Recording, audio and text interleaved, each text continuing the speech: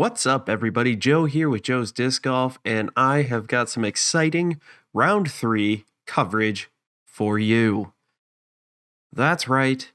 Las Vegas Challenge Day 3 wrapped up, and I've got things in the bag here. Now, depending on when you watch this, some of this could be news to you, some of this could be old news, some of this could be shocking, some of it could be disturbing, some of it could be just boring if you don't like disc golf, but that is the way it goes. And if you're listening to this podcast or watching this on YouTube, well, you probably like disc golf, and I don't know why you'd click on this otherwise. But let's get into it. I want to thank, again, Mr. X or Mrs. X or Miss X or Mr. and Mrs. X, whoever, the X's that are out there that sponsored this, and we were able to gift a subscription for 1 month to Disc Golf Network to allow me to watch disc golf and relay all the information to you. Now, I understand that yesterday's coverage was a tad boring for those of you on YouTube. It was a little bit of a talking head because that's all it was my head talking, saying words, trying to describe to you what was going on. And if you're watching a YouTube video, you're not looking for basically a podcast. Most likely. I mean, if that's what you want, that's great.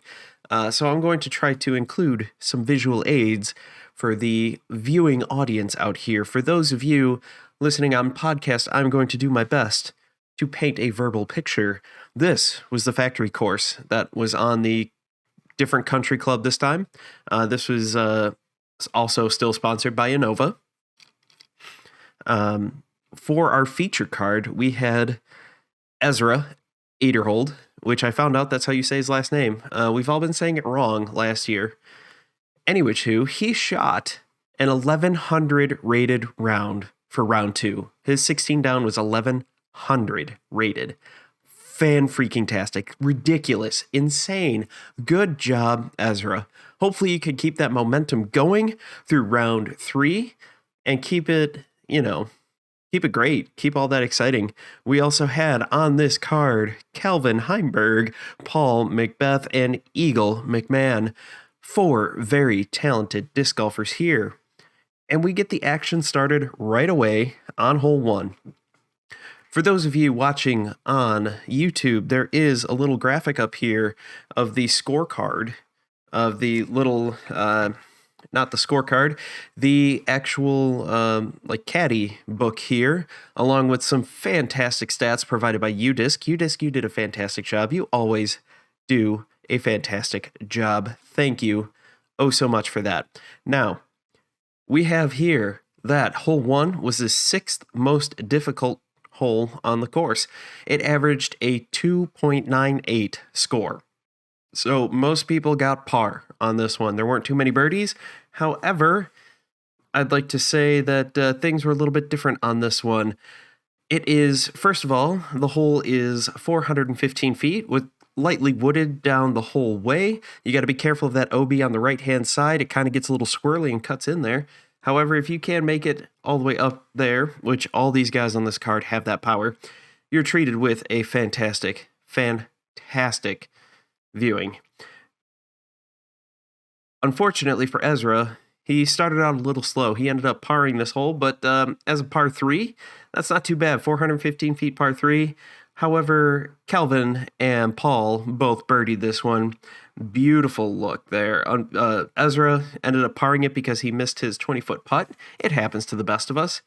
First time he's really on this lead card. I mean, guy's only MPO for the 2nd year. He's doing fantastic. He's finally got sponsors. I think we're going to be seeing a lot of Ezra coming up in the coming tournaments and years. Finishing out this hole was Eagle McMahon, who unfortunately went OB early. His shot went way short, rolled pretty bad, ended up with a bogey. But that brings us over to hole 2. Where this is a par 4 on the men's side, par 5 on the women's side, 649 feet, 15th most difficult hole. Pretty much wide open. This hole averaged a 3.64 on the men's side at the time of recording. The women were still out playing this course, or this hole, and so there's no stats that I could get for this one. This will be all MPO coverage. Unfortunately, With my way my schedule was going, I could not hang around to watch the FPO. Sorry, tried to get this video out on time and not piss off my wife. Those of you who are married understand that disc golf may be life, but as my sweatshirt clearly says, I love when my wife lets me play disc golf, and yeah, I don't want to ruin that. So hole 2, pretty much wide open the whole way up until you get to the basket, which is surrounded by a whole bunch of trees. Paul Macbeth and Calvin Heinberg were the first to tee off there, where Paul was actually the first person, and he was able to par this hole.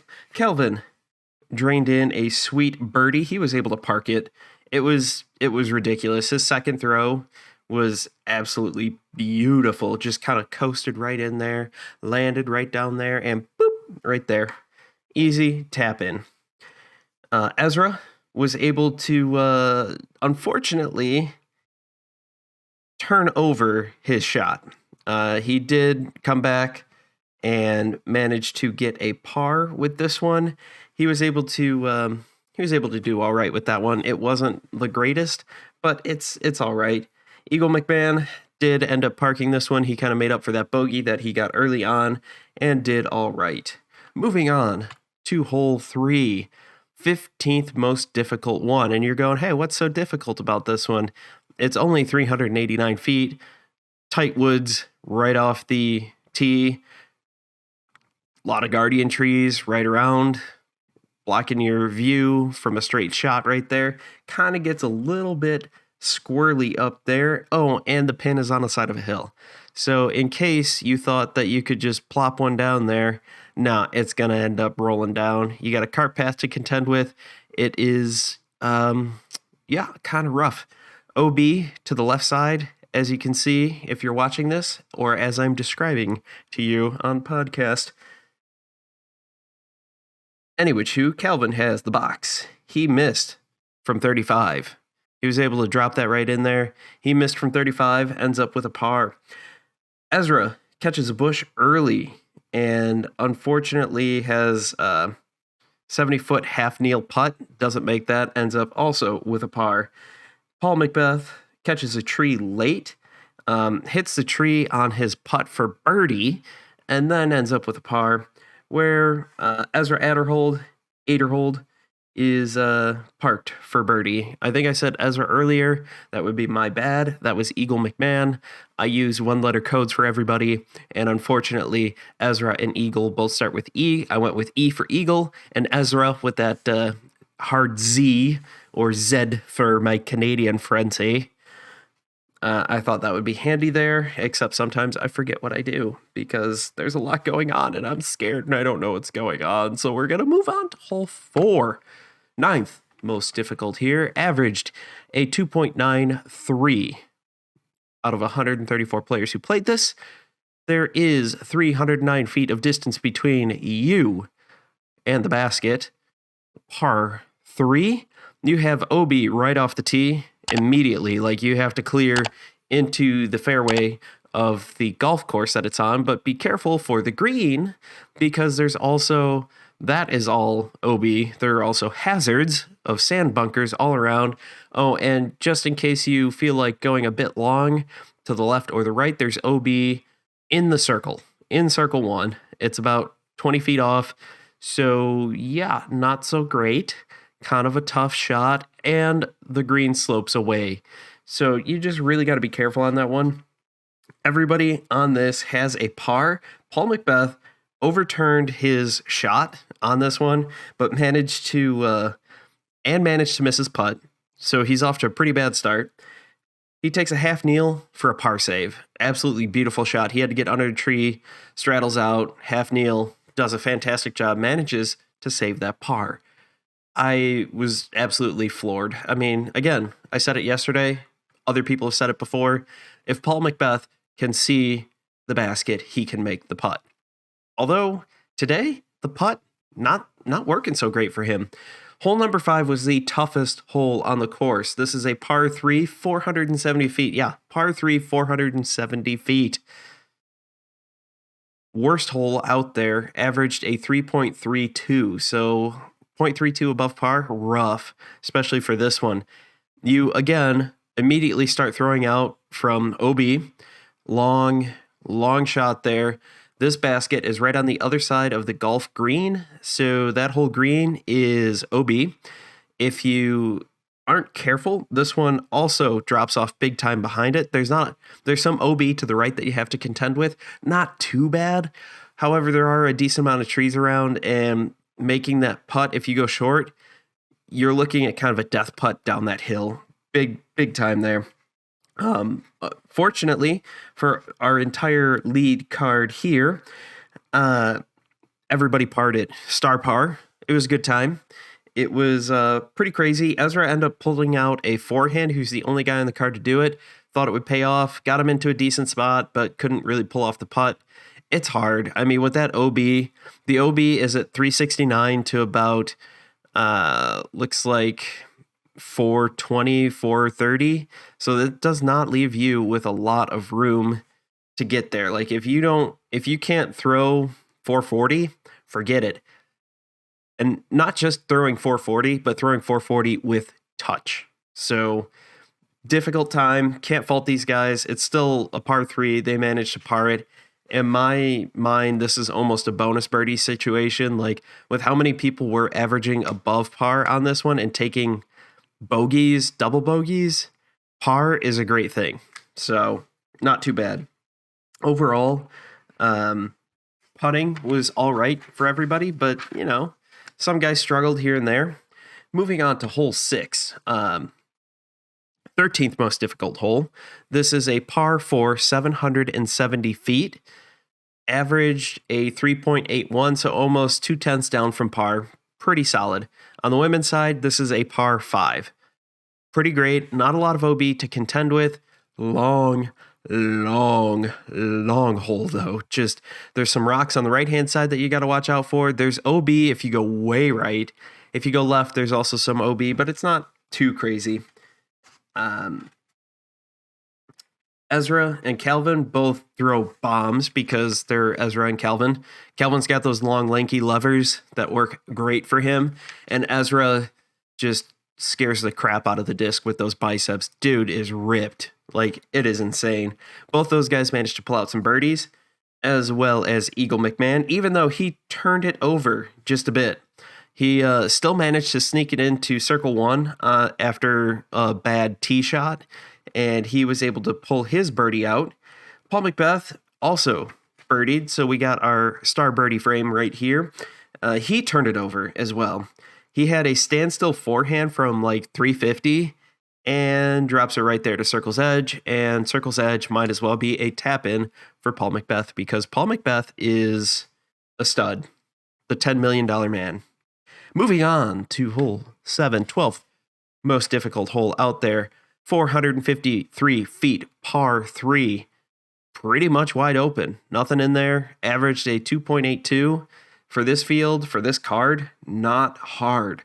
However, Ezra goes way wide. He misses way wide. I think he went way wide right. I forgot to write that down. And he ends up having a layup for par. Unfortunately, he kind of ruined the stats on that one. But Calvin also had to lay up for par because his shot got away from him. Well, Eagle and Paul took the advantage here to gain a stroke on the card. Both birdied and did a fantastic job with that. You start OB on the tee with the location here, but outside of that, there's a tree on the right, and it is wide open. There's one tree to beat in front, like circle 2 edge, but outside of that, trees really aren't a factor here. Moving on to hole 9. 8. Hole 8. Counting is hard. 7th most difficult hole out there. It was averaging a 2.93, 0.07 down from par. Not too bad. Par 3, 350 feet. You do have to watch out for a huge OB right in the middle of the fairway. Front edge of that is at 307. Or is that, 207 to, where's that? It goes to Circle's Edge. So to 290, so 70 feet of no-no zone. And oh, by the way, if you go long, you're going to go OB because the OB line cuts right through the backside of Circle's Edge. So you have about 25, 30 feet tops on the backside. Don't go long. This is all about distance control and just having that beautiful little touch on a 350-foot shot. So I have beautiful touch on my 350-foot shot because I can barely throw it 350 feet, so I don't have to worry about going long. There are some trees right around there. It is kind of difficult to see, but there's a massive flag up there to help the players out. Eagle ended up missing his circle 1 putt low, ends up getting a par. Paul Macbeth missed as well. He rolled circle 2 and made his par save. It was a little disheartening. Paul Macbeth had some troubles with the putter. He had some issues going with that one. All the guys seemed to struggle at one point, but Paul seemed to have it the worst, at least up to this point. Ezra missed high, ends up with a par save. Calvin decides that he's not going to listen to these guys and does his own thing. He goes out and grabs himself a sweet little birdie. Moving on to hole 9. 11th most difficult. This is a par 3, 367-foot hole. Average 0.16 under par, so this was a 2.84. Most people seem to birdie this one. It was a good time. Not too bad, some trees. You start out OB, but unless you can't throw it about, I'm going to guess here, maybe if this is drawn to scale, this would be, if you can't throw it about 30 feet, well, you probably shouldn't be playing MPO because you're either hurt or you shouldn't be playing MPO. But our card, Calvin took the box first. He was just off on a circle 2 putt. It was a really solid putt, and he was pretty far out in the circle of circle 2. So not too bad taking a par on that one. Eagle McMahon, he rung it off the top band, unfortunately, and he got his par. Paul Macbeth, nothing crazy, didn't have a great shot to start with, ends up also with a par on this one. Ezra missed low, rung it off the cage, and got his par. Overall, these guys struggled with their putt today. The wind was kind of a factor, like front 9 wind, not too bad. It picked up as the day went on, but overall, like it would gust. So there were points where it was not blowing at all and points where it looked like it was probably 15 to 20 miles an hour. They said the average was about 9, so maybe the gusts were 18. I don't know. Math is hard. Moving on to hole 10, 378-foot par 3, OB, whole way along the right-hand side because it is a pond, giant pond. 4th most difficult hole out there, averaged a 3.03. Pretty rough for these guys there. But for our guys, for this lead card, Calvin, he ends up skipping off the basket for a birdie. Like, beautiful shot, came in, just dropped in, and it looked glorious. It came in nice and high, skipped up. If it skipped probably 2 feet, maybe a foot further back from where it did, that's a skip ace. And that would have been so beautiful to watch. But unfortunately, he could not get that done. He does get a birdie. Eagle throws his forehand because it's Eagle, and a forehand is beautiful for this one, especially with the way OB is all on the right-hand side. And the trees kind of pop out a little bit from the pond, so it really kind of cuts off that backhand line. You have to throw a turnover shot. There's a tree right at the front edge of circles 2, and you can kind of get caught up in that. If you throw a forehand shot, if you can throw it 378, boom, not a problem. You'll be able to get out around the trees, won't even have to think about it, which is exactly what Eagle McMahon did, and he got a nice little birdie. Paul Macbeth throws a beautiful turnover shot because it's Paul Macbeth and he's the best ever in the world. The GOAT, as someone would call him. Beautiful birdie shot. Ezra is starting to feel the pressure at this point. He is starting to fall apart a little bit. He's not done anything bad really to fall apart, but he hasn't had that one hole where you explode and then it's over. But he hasn't done anything to maintain.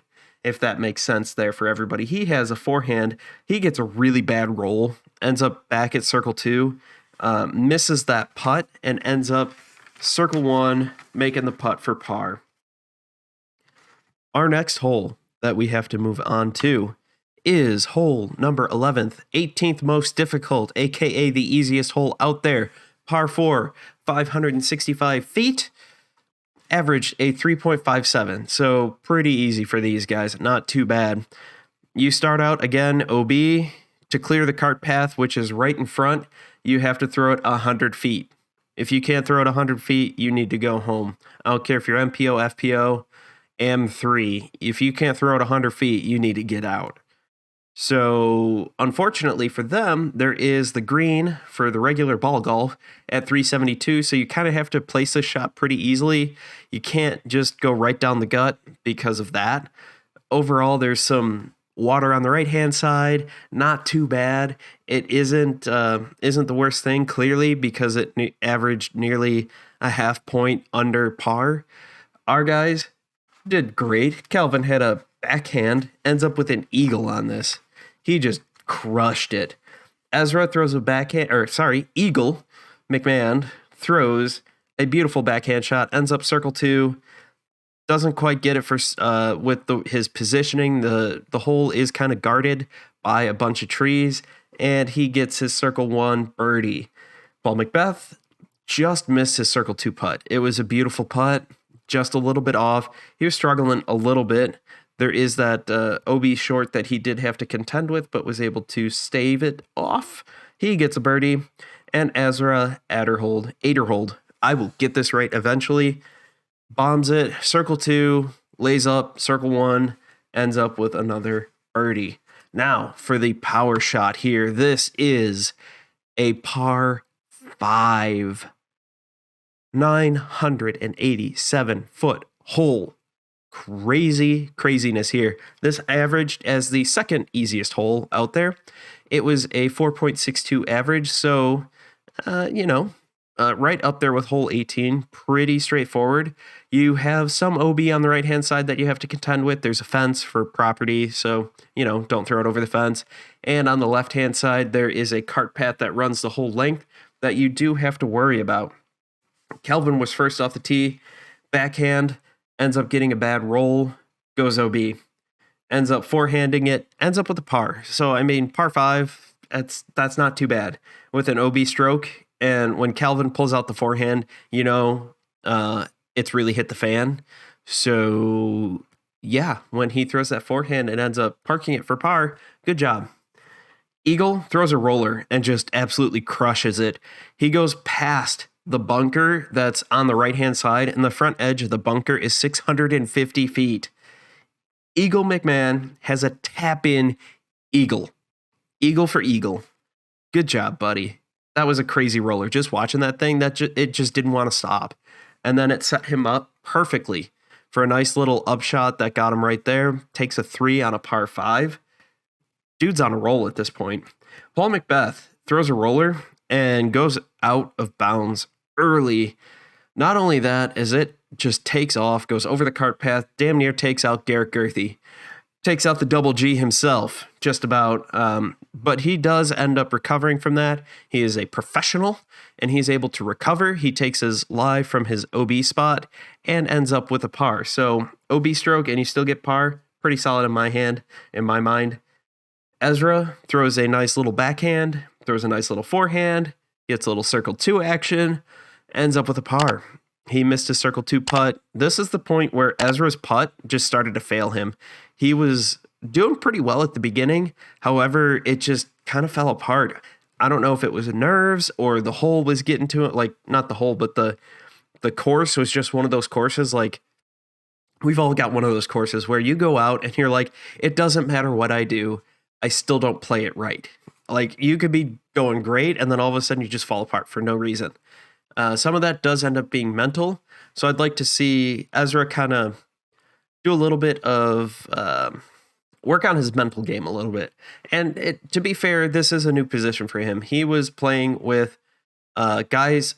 Everybody else on the card has won this tournament at least once.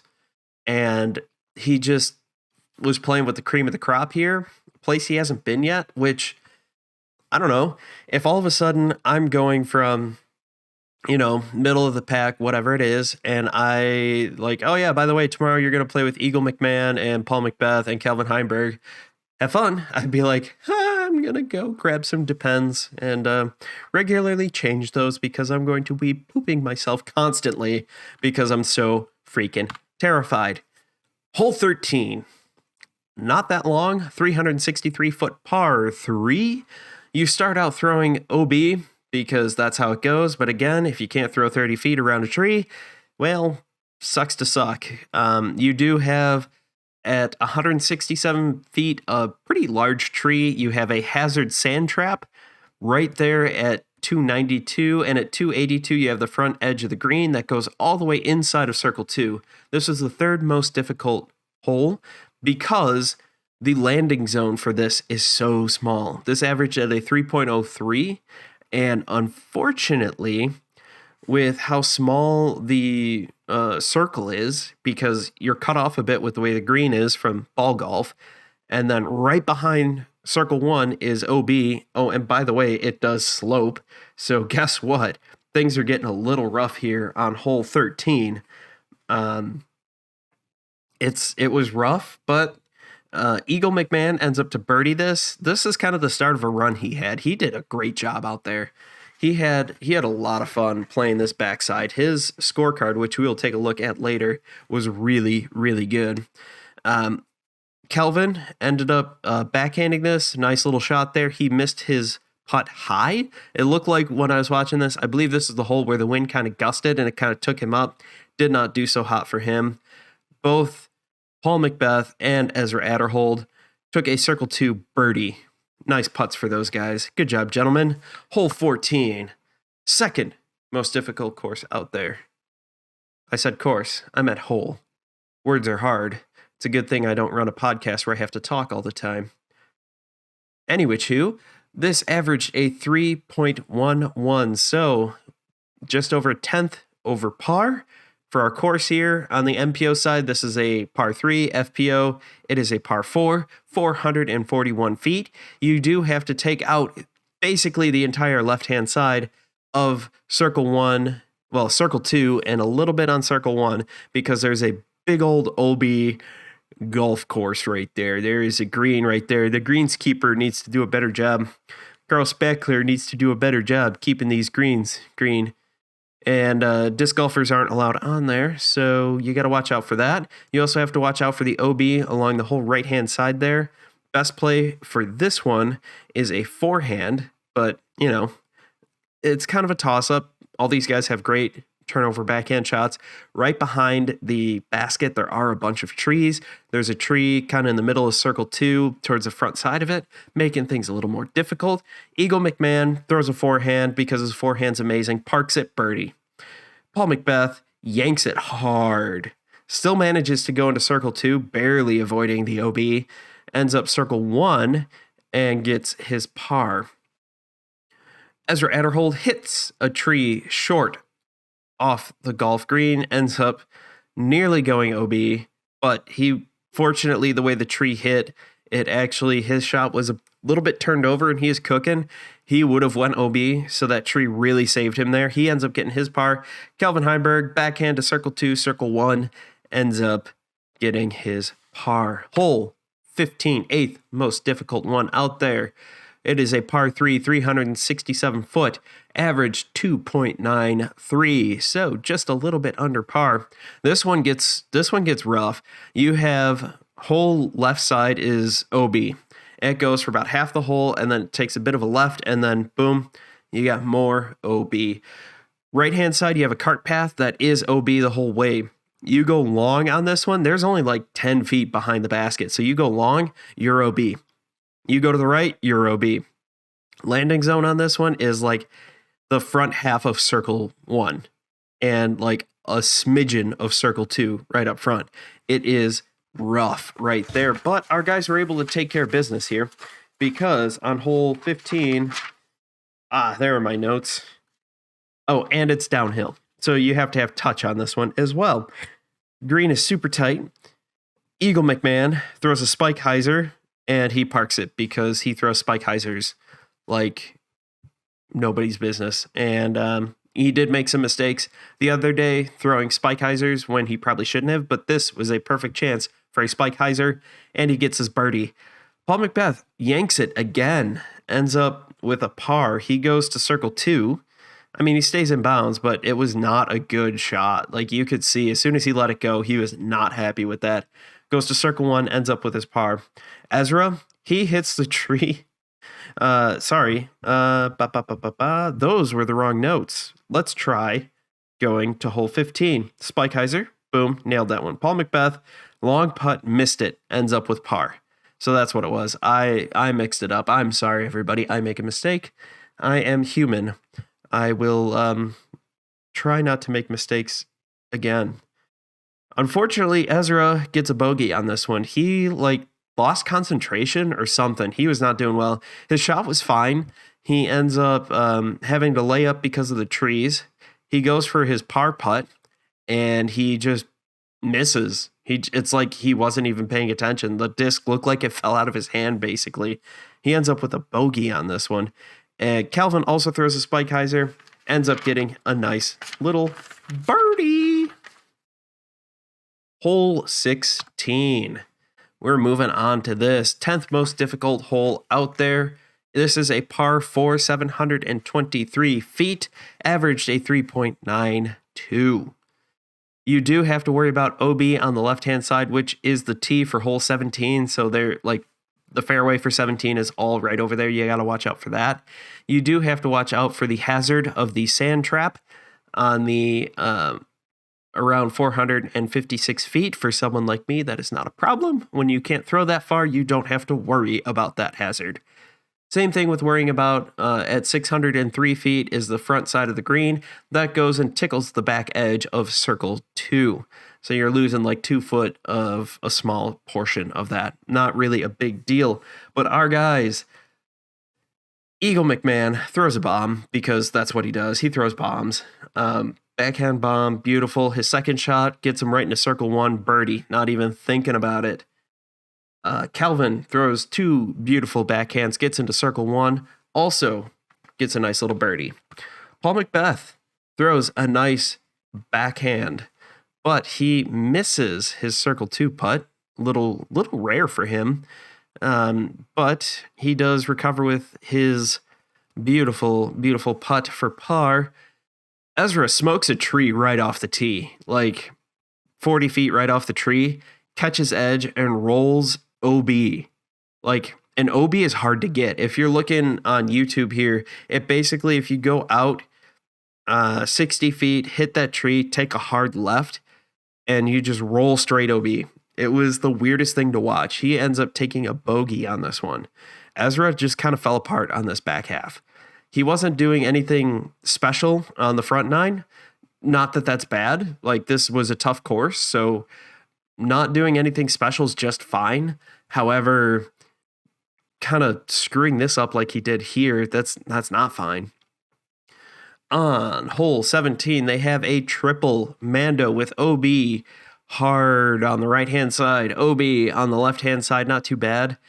You do really only have the landing zone of circle 1. There is, the front edge and the back edge of circle 2, but your best bet here, as always, is to get it to circle 1. Eagle. Oh, yeah. Eagle, Calvin, Paul, and Ezra all forehand this one. Eagle, of course, because his forehand is money, he ends up getting birdie right off that. Calvin ends up, because he ends up in a bush, he has to take this weird basketball shot. It's half turbo, half basketball. He has it upside down. He kind of throws it in, doesn't hit a single chain, hits the center pole, and it bounces right out. He ends up having to take a par with that one. Craziest thing. Just absolutely bananas with what happened there. Paul ends up in circle 2, misses it, and has to take a par on that one. Yeah. And then he went off the band on that one, so that was just not good. And then Ezra, also forehand, gets circle 2, circle 1, ends up with the par. Moving on to our lovely hole 18. We have 632 feet of distance between you and the basket, which is on an island. It is a tough shot. So you have 189 feet to clear this little rock path thing that's not OB, but it's not a bad thing. You really want to play this as a position shot. So you want to get up there, get into the right position to give yourself a nice, easy shot into this very, very tight green. You have OB with a golf green at 435 feet. You have a hazard just to the left of that with the sand trap. Very difficult one. The landing zone for this is about 25 feet forward, left and right. And to the back, it looks like it's probably about 40 feet. Everybody throws a nice little backhand off of this. Eagle McMahon on his third shot throws another forehand, parks it beautiful. It was absolutely outstanding. And then everybody else birdied it. It was a star birdie frame. Everybody gets into circle one. It was a great shot. And it was really good to watch. So I'm happy that with the way things were, it was a lot of exciting fun. I know that watching the coverage from Jomez and those guys, it's going to be a ton of fun. Jomez, GK Pro, Gatekeeper, they're all doing different things to get this done, to get everything to look fun and good. And sorry about that. Things are getting a little wonky here for those of you watching YouTube, trying to change a few things here. But let's go ahead and do this and get rid of this and then hit OK, center that. Little behind the scenes here, guys. Look at that. I'm going to cancel that. We have first up, we're going to look at Eagle McMahon's scorecard. So we have it right here. Again, he starts out with that bogey, but once he gets to hole 9, he just takes off. Eagle McMahon takes off. He only has that one blemish to start out with. He is overall 35 down. He shoots a 49 on this course. Moving on to Calvin Heinberg. Nothing special, but nothing wrong with that. He shoots a 51 on this hole, on this course, which is fine. He's sitting number 2. Eagle McMahon is sitting number 1. He gets that eagle. He has a little bit of issue, goes OB once, has one OB stroke, but that's not that bad. He ends up parring that hole. Not too bad. He did a really good job, though. Paul Macbeth, again, nothing special, but nothing that really screwed him up. He shoots a 54, very respectable on this course. He ends up sitting 3rd place as this is finished. He only had one OB stroke, and that, again, he still finished with a par on that one, so not bad. The sad one here is Ezra Aderhold. He moves down. He's tied for 4th. He will not be on the lead card. That spot will be going to one Richard Wysocki, who had a fantastic. He went off. He did a good job. Ezra shot a 58 on this one. Not bad. He's within 6 of the lead, so he's still there. He shot a 16 down at the course yesterday that they're playing tomorrow. So not too bad. He can get that done. Hopefully he can get it done. I mean, that's what we all hope for, is to, I don't want to see him explode like that. I want him to do well. And, you know, his circle 1 putting was not bad. He had that one OB stroke where he went out on hole 16. But other than that, like he was very middling today. It looked like something was going on with him. He got a little bit flustered. It looked like he was kind of, I don't know, nervous. It was funny because he started out so well. Like he didn't do anything wrong. He didn't do anything that bad. Like it was a slow decline over this entire time. And it was really unfortunate to watch. But that's what happens sometimes. I want to thank you all for watching. Thank you all for listening. Don't forget to like and subscribe. You can ring that bell for notifications if you're watching on YouTube, so you can never miss anything by me again, because why would you want to miss this beautiful face made for radio? For those of you listening on podcast, thank you for listening. Don't forget to rate and review. That helps people find this. Thank you for watching. Thank you for listening. I'm Joe. You're awesome. You guys have a great day. And I can't wait to talk to you all tomorrow about our wrap-up when we crown a very, very special person as the top MPO person at the Las Vegas Challenge, the #1 player. Who is your money on? I don't know. I can't bet because I'm not in Las Vegas. Although I keep getting all those BetMGM ads, which I'm ready to just... they're awful. Anyway, thank you all for watching. Rant done. Have a great day. Can't wait to talk to you all tomorrow.